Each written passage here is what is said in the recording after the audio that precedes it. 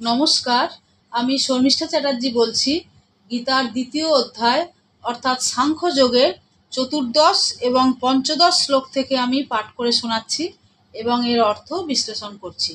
ওম শ্রী পরমাত্মনে নমঃ।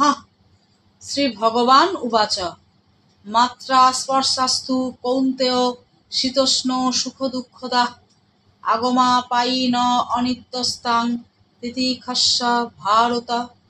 হে কুন্তিনন্দন, ইন্দ্রিয়গুলির দ্বারা যার জ্ঞান হয় সেই সকল জড়বস্তু শীত অনুকূল এবং উষ্ণ প্রতিকূল ভাবনা অনুযায়ী সুখ ও দুঃখ প্রদান করে।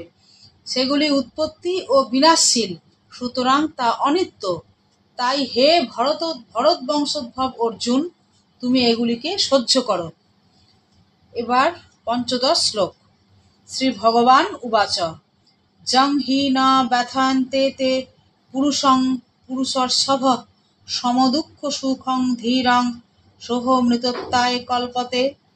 হে পুরুষশ্রেষ্ঠ অর্জুন, সুখ দুঃখে সমভাবে স্থিত যে ধীর ব্যক্তিকে এই বিষয় স্পর্শজনিত সুখ দুঃখ বিচলিত করে না, তিনি অমৃতত্ব লাভে সমর্থ হন, অর্থাৎ তিনি অমর হন।